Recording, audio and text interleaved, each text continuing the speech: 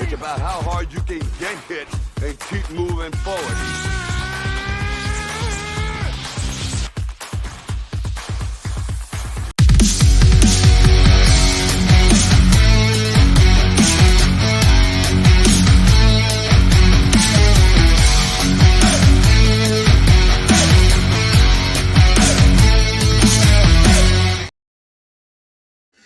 It is time. We are back for another edition of Cage My IQ. This week it is my UFC Vegas 75 picks and predictions for this Saturday's UFC Fight Night event taking place at the UFC Apex in Las Vegas, Nevada. Once again, I am your host, Cage. We will be talking about this 14-fight card that's going to be taking place after UFC 289, which just was this Saturday. We had a great event headlined by Amanda Nunes retaining her UFC Women's Bantamweight Championship and then retiring. And of course, we had Charles Oliveira getting the win over Benir Dariush and getting that second title shot at Islam Makhachev. Before we get into any of the action, of course, we have the Cage My IQ merch.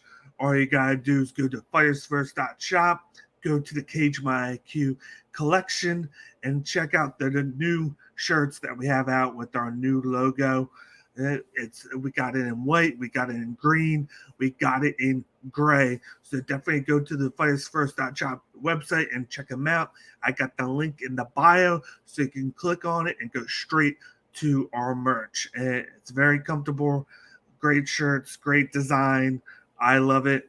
Definitely support the brand and the podcast, and let me know what you think of the shirts. And of course, you can find us on social media. Follow and subscribe on Twitter, Instagram, Twitch, and YouTube.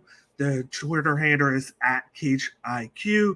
So definitely give us a follow so you can get all the updates and all the posts for whenever we put content out. And then we're on YouTube at www.youtube.com/a/CageMyIQ. So give us a follow and hit the notification bell on YouTube. So whenever we put any of the episodes out, you guys are the first to get it. And now, of course, we are also on the Bloodline Entertainment Network.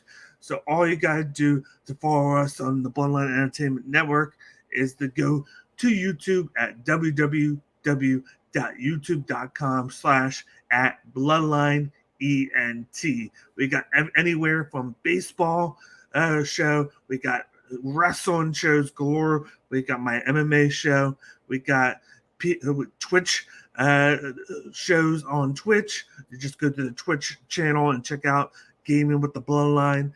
We got everything. We got basketball. We got football. We got fantasy football with Roto Slappers. We got fantasy baseball with Roto Slappers.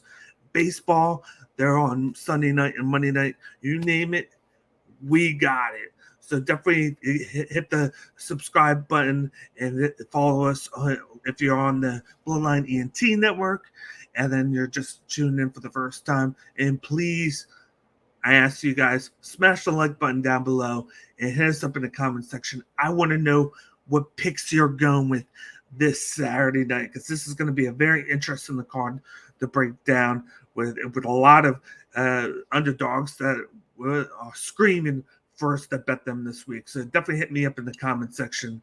Let me know who you're going with from a picks and predictions standpoint. But let's get started with the action here. The first fight that we have on hand for this Saturday night is a big-time light heavyweight matchup between Modestas Bukauskas, who's coming in as the -165 favorite, versus Zach Puagas, who is the +140 underdog. I'm going with Modestas Bukauskas here to continue his win streak, which he's on a 4-fight win streak. He won his last 30 fights on the regional scene. He came back and then won his re-debut in the UFC after getting released and then coming back. He's looked more aggressive. He likes to fight from a distance with his kickboxing style. He throws a lot of leg kicks to the side of the body of his opponents. He's been mixing up the striking with his hands as well. He likes to throw a left hand and then follow it with the leg kick to the side. And he's constantly moving. He's constantly looking to throw. It's a far cry from when he would be more of a counter striker and more just reacting to now he's looking UFC caliber. Now he's being aggressive, attacking his opponent, looking for the finish. And I think that time away and then going to the regional scene did him good. He reassessed and then he retooled. And now he looks like a guy who could jump into the top 10. You got Zach Puaga, who's good at grappling up along the cage. He has power in his hands. He throws wide power shots, but he's susceptible to being hit a lot. And in his last fight, he showed that he could get hit and stunned. And I see Modestas just piecing him up on the feet, stuffing those takedowns with his long frame and big height, and just beating him on the scorecards. So I got Modestas Bakakis win this by unanimous decision. This would be a great fight to bet to go to decision with how Modestas is. And he has the minus 165 line there. So it's very favorable to go with, considering that he's the favorite. So I'm going with Modestas Bakakis to win by decision. And I'll probably be looking to play him this week for Cage's bet slip. Moving on, we got a bantamweight matchup between Ronnie Lawrence, who's the minus 150 favorite, going up against Daniel Argega, who is the plus 125 underdog. These guys have similar styles. They're both looking to grapple. Ronnie Lawrence is more of an MMA grappler, whereas Daniel A is more of a wrestling grappler. They both are decent with the striking. But when I look at this, I'm going to favor Ronnie Lawrence in this one. I think he has the better drive, is the better gas tank. He showcased in the UFC that he can be very successful with his takedowns. He's been able to, in his wins, average 4 to 5 takedowns a matchup, whereas Daniel Argega is more of a takedown artist where he is looking to counter with the takedowns. He's looking to use that to stop his opponent's momentum and then to get his striking going. They both have power in his hands, but I love the crispness of Ronnie Lawrence's striking. He has a jab. He utilizes it. He's not hitting for power every single time. He's hitting with that technique at times. He's pushing forward. He's doing everything that he can to get the takedown along the fence. And then he gets the takedown, and then he holds it. We've seen Cannonier get the takedown, and then his opponent will get up right away. When Ronnie Lawrence gets a takedown, his opponent stayed down because he knows how to hold them with his power. But then he has power in his hands to where he can knock him out. But he loves to get the fight to the ground, loves to transition, control his opponent on the mat, get the top guard, throw those elbows, throw those knees. And I just think that that's where he has the edge here. They both have the same types of style. I'm just going with the guy who's had more success in the UFC and has just a little bit more with his striking. So I'm going with Ronnie Lawrence here by decision. He's been a decisionator. He did have a late finish in one of his UFC fights where he got the finish in the third round. But I love him in this fight. They get the fight to the ground a couple of times. They're going to roll around with each other. They're going to try and reverse each other. But I think his striking is going to edge Daniel's striking. And that's why I'm going with Ronnie Lawrence by decision. And at that minus 150 mark, it's pretty good considering he has more success and he's had more fights in the company than the former Ultimate Fighter alumni in Daniel A. Let's move on to the next fight. We got a women's flyweight matchup between TEREZA BLEDA, who's the minus 275 favorite, going up against Gabriella Fernandez, who is the plus 220 underdog. I'm going with the favorite here in TEREZA BLEDA. You got Gabrielle Fernandez. She is very good with her striking, but she has had problems and has struggled with the takedown defense and getting back up. We've seen that fight against Jasmine Jasavicius. She got taken down 4 times, couldn't get up, was controlled on the ground for a majority of the fight. So you really didn't get to see that much of her striking, and that's what TEREZA BLEDA is very good at. She has that tall frame. She's going to be the tall opponent. She's looking to grapple, get the fight to the ground, and looking to transition guards and to look to have offense and then submission offense while on the mat. And I see her controlling Gabrielle, taking her down several times, looking for the submissions by attacking with our hands, with those elbows and hitting with the knees. She's going to look to do everything she can to keep the fight on the ground, because once the fight's on the feet, that's where Gabrielle Fernandez is very fluid with shots, and she can rack up the volume. But her biggest weakness is the strength of BLEDA. So I'm going with TEREZA BLEDA to win this one by decision. I think she's going to just do a lot of control, attack when she needs to, but she's going to get the fight to the mat very easily. So I'm going with the favorite here, TEREZA BLEDA, to win by decision due to her grappling. It's just a big thing that's going to affect Gabrielle Fernandez, and she's not going to be able to showcase herself. So we got TEREZA BLEDA winning by decision. Let's move on to the next fight on the prelims. We got a flyweight matchup between Felipe Bunes, the plus 130 underdog, going up against ZHALGAS ZHUMAGULOV, who is the minus 160 favorite. I'm going with the underdog here in Felipe Bunes. He's very aggressive.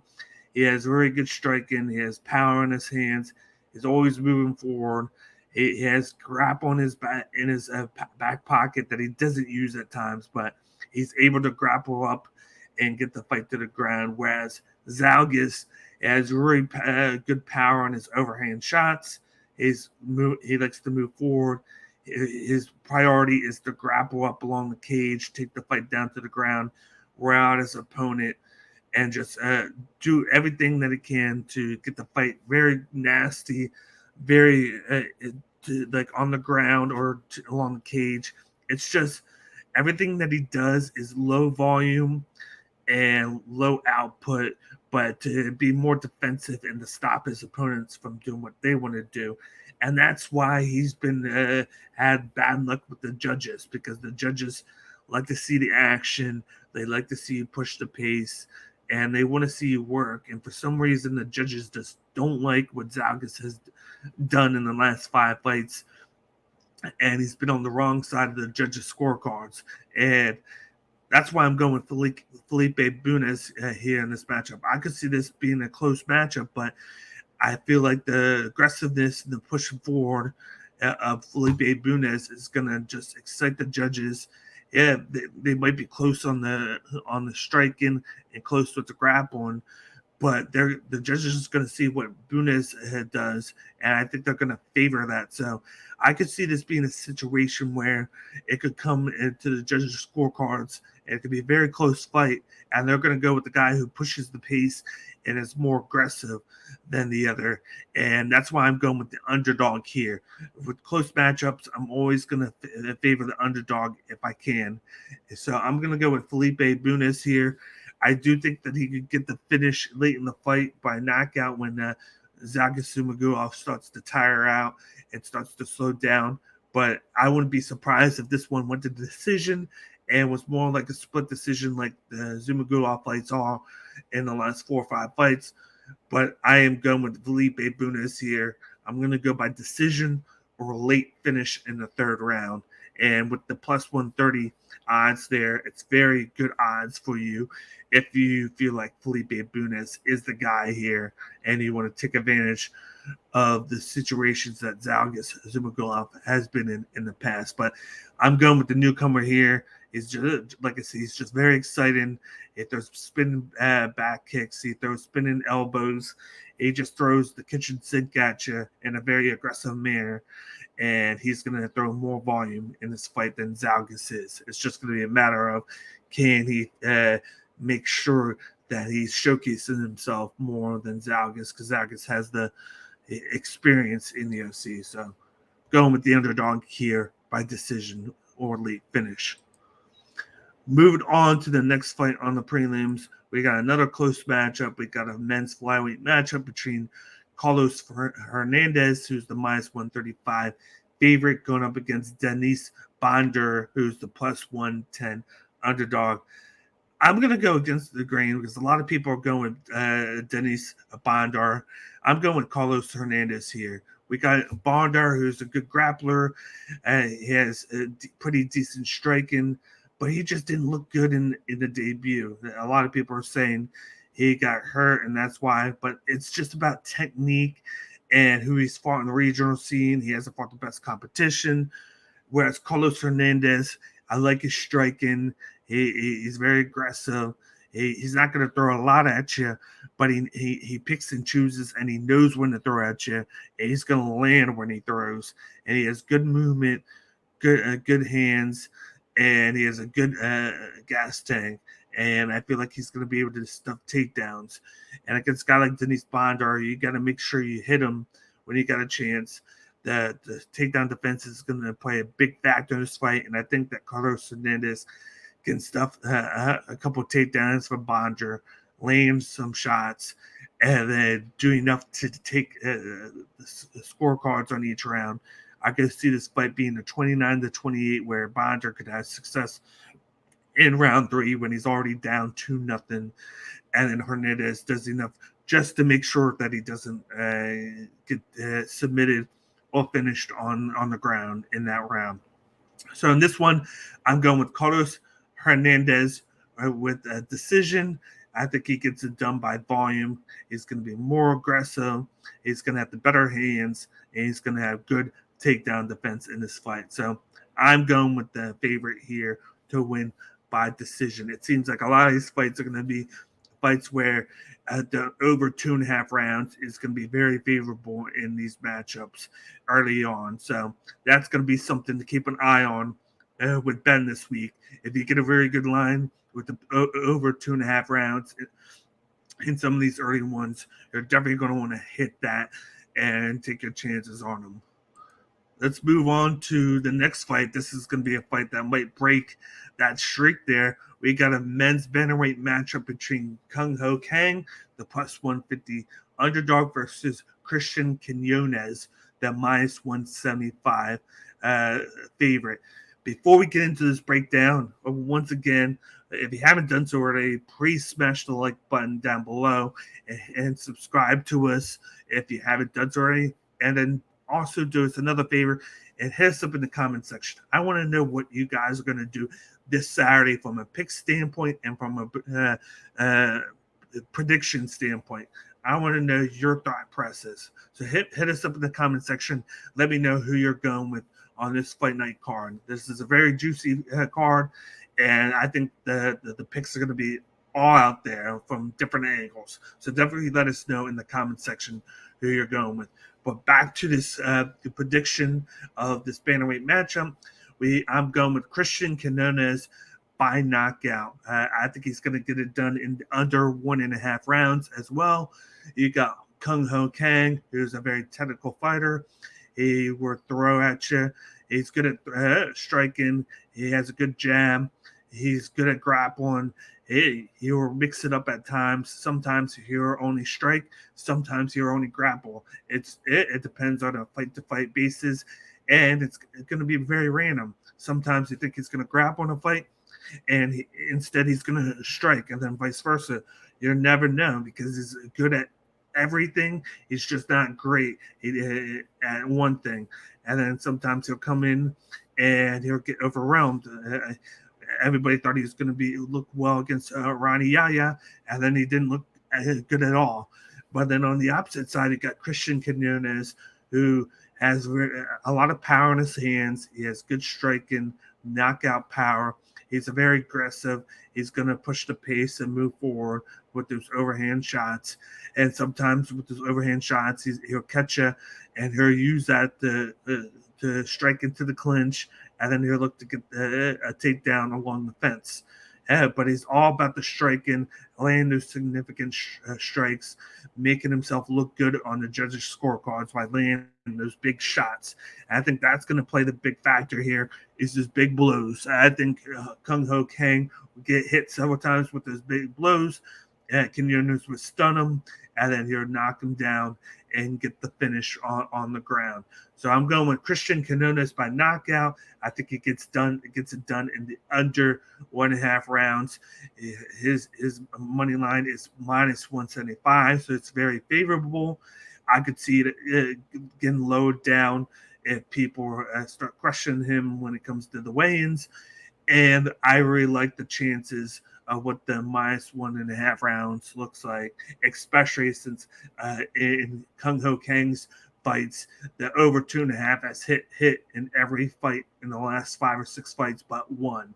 So I could definitely see it being plus money. So if you don't feel like going with the knockout and you feel like it could be any of the decision, definitely go with the under 1.5 rounds. I think it's a very possible scenario with the power of Christian Cannonier, who is known for knocking his opponents out. So once again, I'm going with Christian Cannonier by knockout, either rounds 1 or 2. Let's move on to the next matchup. We got a men's flyweight matchup between Jimmy Flick, who's the plus 190 underdog, going up against Alejandro Costa, the minus 240 favorite. I'm going with the favorite here. I'm going with Alejandro Costa to win by knockout. There's once upon a time when Jimmy Flick, who has good hands and is a very good grappler and always looks for submissions, where he had the chances to be a top 10 talent. He came in and he beat some good talent, most notably Cody Durden early on. But then a couple years ago, he left and retired, and he was gone for 2-3 years, and then decided to come back. And in his first fight back a few months ago, he lost to Charles Johnson. You leave the game, and then you come back, and you leave part of yourself away, and then you look sluggish. You don't look the same. And a lot of these guys that are fighting when you leave learn new things. They evolve. They get better. And I think that's what happened. I don't think Jimmy Flick has been the same. Even though he's come back, I think he lost a little bit of that the aggressiveness. And one of the things that we know that happens to him in his losses is he gets chinned and he gets knocked out. And in a lot of his fights, that's what's happened. And we got Costa, who has power in his hands, very aggressive. He's very dynamic. And he's coming here knocking guys out. And that's what I see here. I don't think this fight lasts long. I'm going with Alejandro Costa by first round knockout. I think he gets it done. Jimmy Flick doesn't have the striking defense, and he tends to get hit a lot in the face. So I think he gets knocked out early, and this will be an easy decision in the first round. So I'm going with the favorite, Alejandro Costa, to win by first round knockout. Let's move on to the next fight here. We got the prelim main event. We got a bantamweight matchup between Aoni Barcelos, the minus 230 favorite, going up against Miles John, who's the plus 190 underdog. This is a great matchup here. We got Aoni Barcelos, who has power in his hands. He has good overhand shots. He's starting to mix in a jab later on in his career. He's a good grappler. When he grapples and knows when to grapple, he's very dynamic. But he's been striking a lot lately. He's fallen in love with the knockout. He looks to stand up and trade with his opponents. And then you got Miles Johns, who is a good grappler. It's kind of the same thing. He's a good grappler. He's fallen in love with the knockout, with the striking, wants to stand and trade with you. And instead of using his strengths, he uses what excites people in fights and what gets you the bonuses, which is the hands, in the finishes. And I think the difference in this fight will be the jab of Barcelos. I feel like that little extra that he adds to his repertoire is going to be good. He's going to look to strike first, but I think he's going to look to fight from a little bit of distance, use the jab, touch up Miles John, who's going to primarily use those overhand shots, and then follow up with those big-time shots. He's always going to lead with the jab and then throw the overhand and look to stun Miles John. Then you might see a little bit of grappling along with it, because once he gets to the grappling, I think Barcelo's grappling is going to be a little bit better from just a tripping standpoint to get the fight to the ground, and that's where he's dangerous with those elbows and that top guard and looking for those submissions. But this is a fight where I feel like a lot of people are going to think it's going to be the under 1.5 rounds, but I'm going to go with over 1.5 rounds in this one, because I feel like both these guys have done good with their chins. They both are going to look to throw heat, but at the same time, I think it's going to be more of a patient fight standpoint. I think they're going to throw us for a loop with that, and they're both going to look for the right time to throw that knockout shot, and it's not going to happen until later. I could see a finish happening in rounds 2 or 3, but I think it's going to happen over 1.5 rounds. But I'm leaning towards Raoni Barcelos. I like his striking a lot better. I like his overall game. When he decides to wrestle and grapple, it's very effective. And against a guy like Miles Strong, that jab is going to come in handily, especially in this fight. So I'm going with Raoni Barcelos to win by late finish. I think it gets it done in rounds 2 or 3. And I think with the late finish, you're going to get better odds on that minus 230 money line. So I'm definitely not going with the money line, but I could probably go with him by late finish rounds 2 or 3, or I might look to bet the rounds around 3 or by decision mark that they've been throwing out the last couple months. So I'm going with Raoni Barcelos by late finish in this fight over Miles John. Let's move to the main card here. We got the men's welterweight matchup between Muslim Salikhov, the minus 200 favorite, versus Nicolas Dalby, the plus 170 underdog. I'm going with the underdog here in this matchup. In Nicolas Dalby, you got Nicolas Dalby. He has a great frame. He is a tall opponent.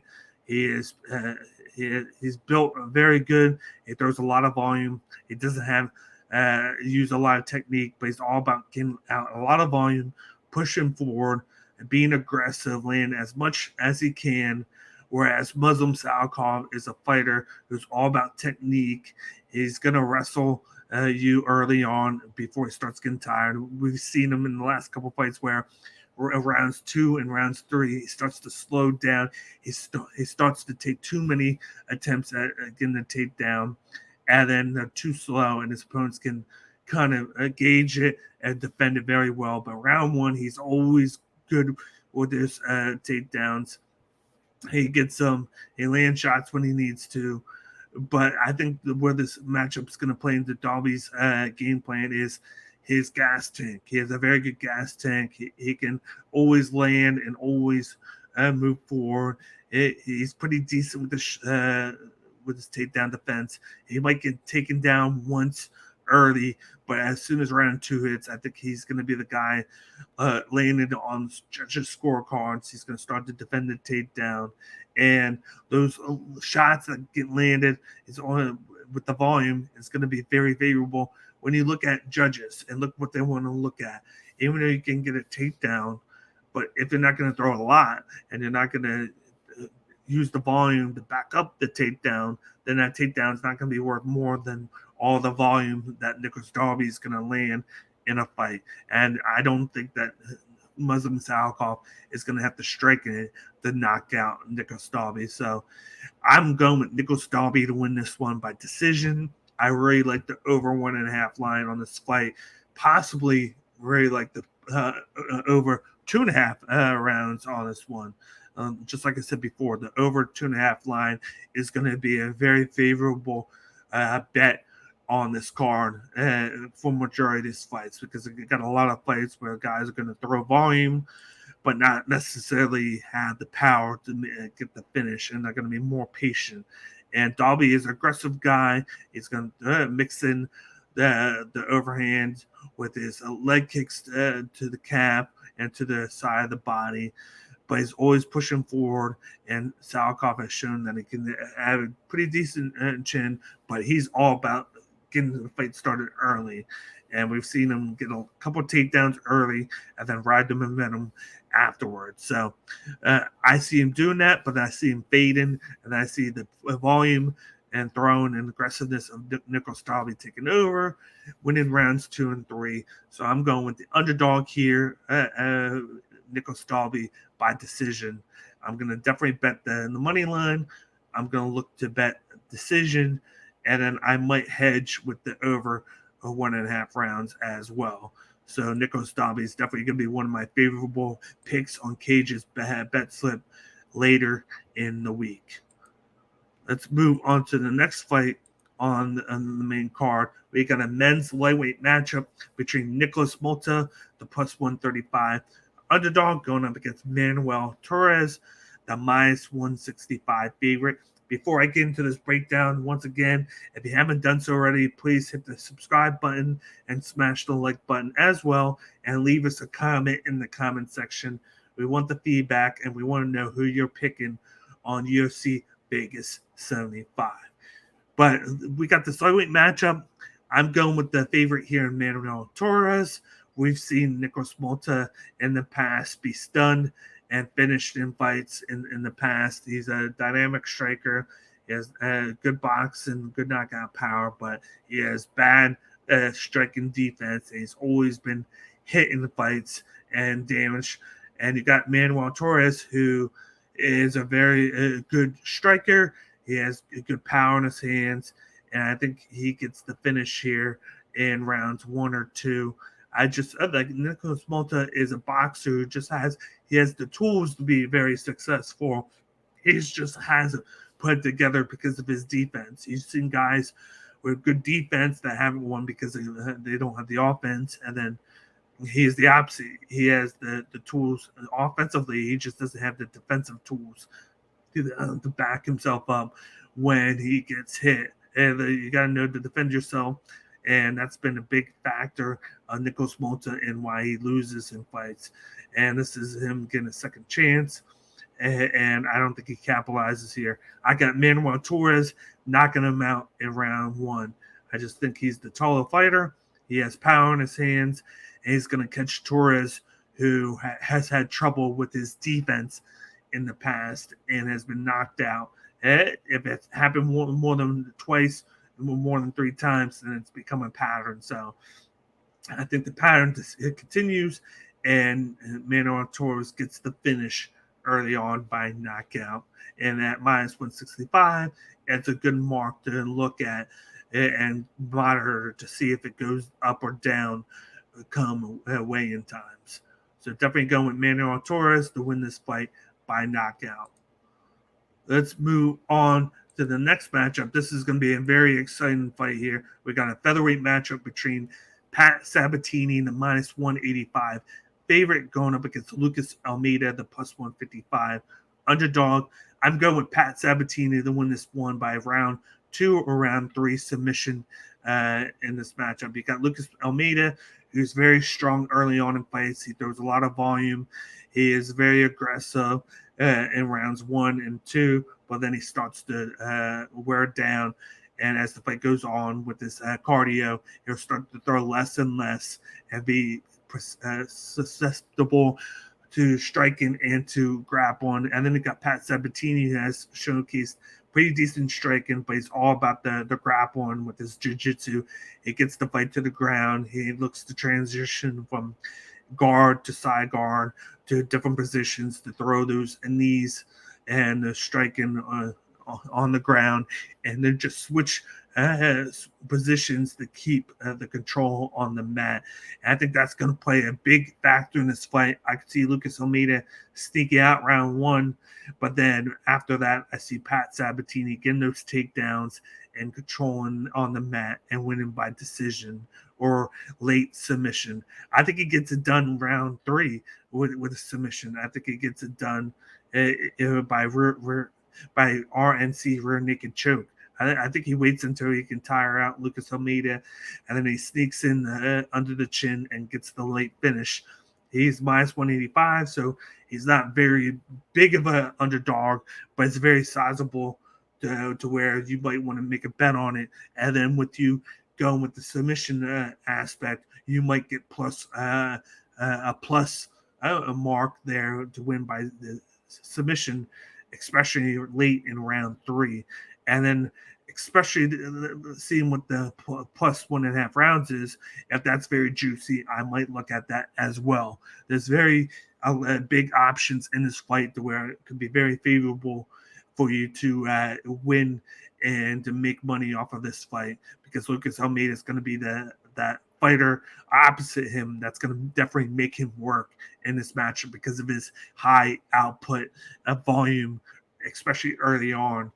Because you just got to wait if you Pat Sabatini to strike. And then when you strike, that's when you're going to be very effective. So I'm going with Pat Sabatini by late finish or decision. More importantly, that round three sub via rear naked choke. I could definitely see that happen. But we've seen him attack a lot and then only getting the decision victory. So definitely lean into that round three finish or by decision mark that Bovada has been definitely placing a lot lately in these matchups. But Pat Sabatini is my guy in this matchup. Let's move on to the next fight here. We got the middleweight matchup on here between Armen Petrosyan versus Christian Leroy Duncan. Christian Leroy Duncan's coming in the minus 155 favorite mark, whereas Petrosyan is the plus 130 underdog. I'm going with the favorite here, Christian Leroy Duncan. He has the more dynamic striking. He's very well versed. He has that kickboxing style. He likes to mix up the shot, the leg kicks with the striking. He'll throw the calf kick and follow it up with the overhand shot. He has good jab. He likes to fight from a distance. He puts in the volume. He has power in his hands. And then you got Armen Petrosyan, who's more of a striker with his hands. He does have a more dangerous leg kick than Christian Leroy Duncan, but he's going to be all about his hands, throwing volume, moving forward, and getting to that bar fight. But he's been hit a lot in his past 3 or 4 fights, and he's been taken down quite a bit as well. And he's going to take damage to dish damage out. And I think Christian Leroy Duncan's going to be the more smarter opponent. He's going to stay a distance, look to get inside the pocket when he needs to, go back out, circle around Petrosyan, just touch and go.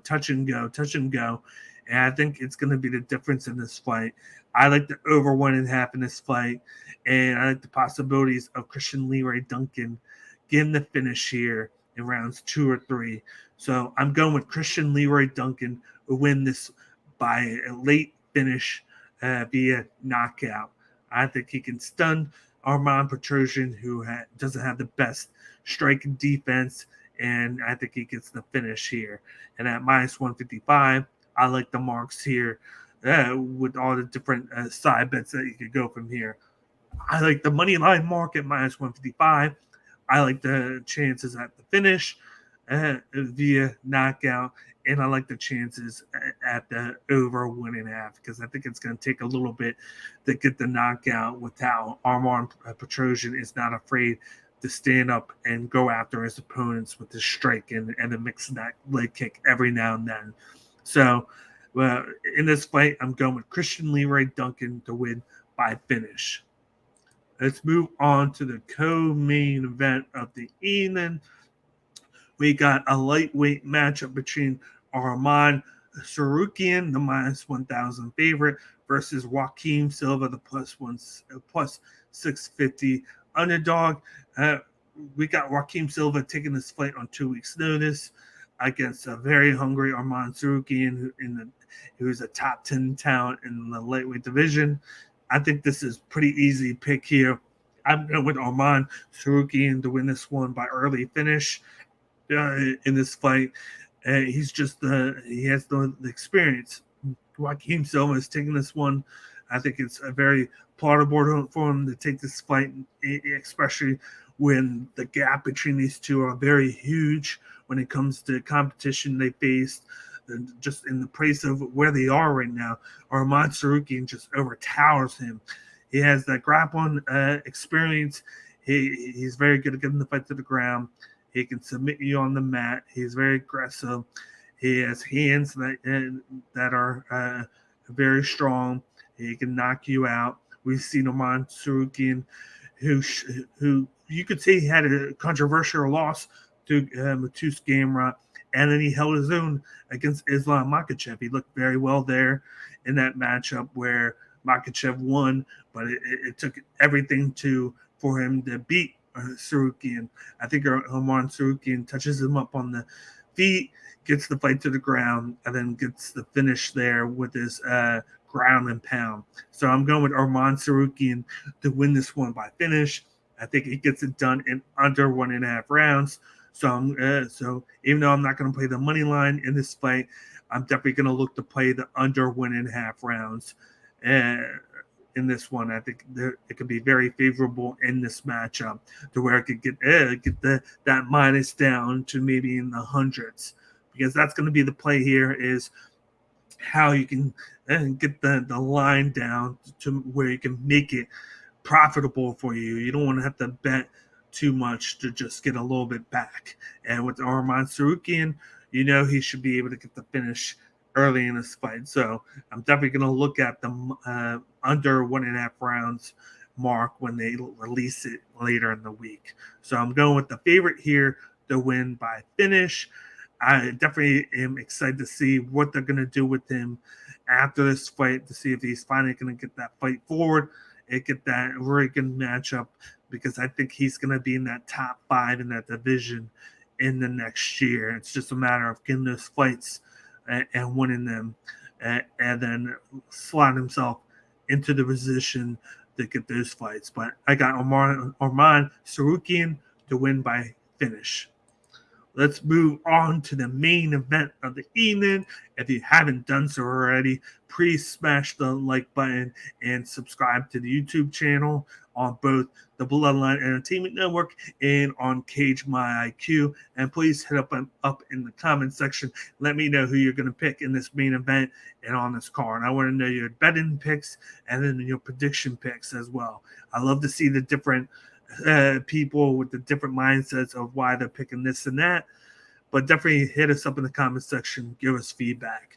But in the main event, we got a men's middleweight matchup between Marvin Vettori, minus 150 favorite, going up against Jared Cannonier, the plus 125 underdog. This is a very fun fight. It's going to be 5 rounds. You got the contrast in styles.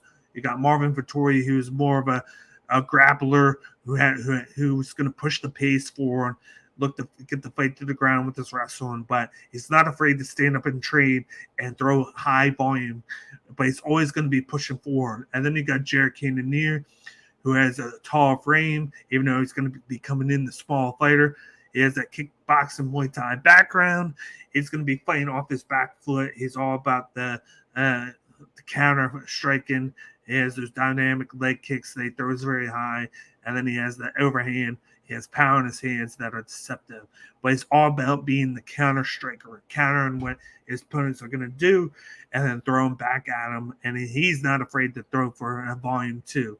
You've seen in the last fight against Sean Strickland.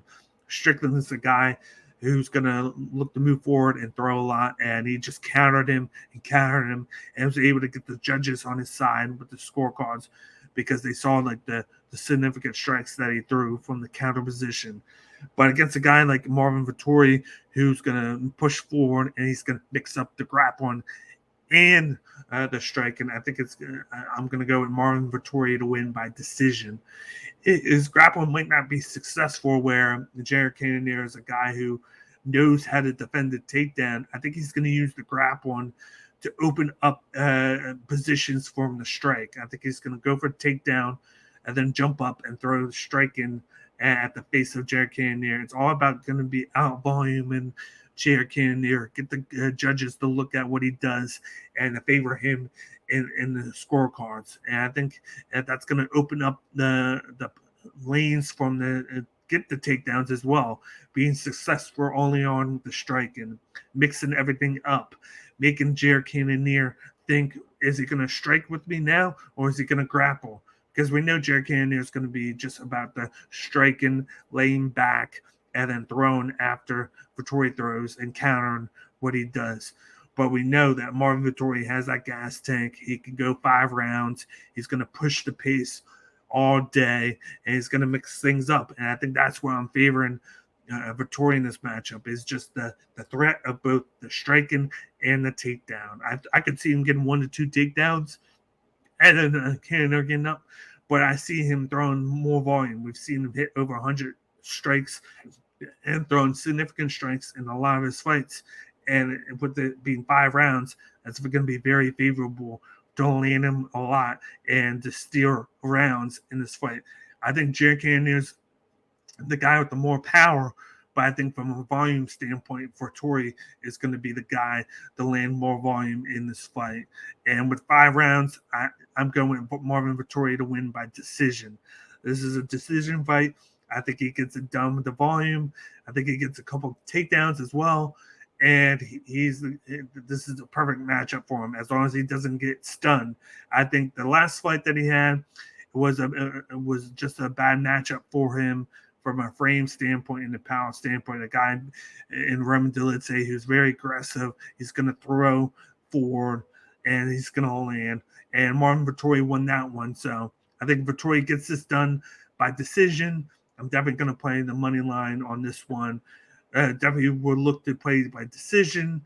And we got to see what the more props that we see, side props, later on the week when they get released to see if I'm going to play any more. But I definitely got Marvin Vettori to win this one by decision due to his volume and his grappling and mixture. He's definitely going to mix it up, and he's definitely going to make sure that he wins. I could see him winning 4 rounds to 1, or all 5 rounds, or I could see him 3 to 2. It all depends on how well he comes into this fight with a game plan standpoint. But he's definitely my pick in this main event. That'll wrap things up with today's UFC Vegas 75 picks and predictions by yours truly, Cage. I'll be back next week for my picks and predictions for UFC Jacksonville, which is headlined by a matchup between Josh Emmett versus Ilia Topuria. That's going to be a very fun fight at UFC Jacksonville. So definitely tune into the channels, subscribe, and hit the like button down below. Hit us up in the comment section.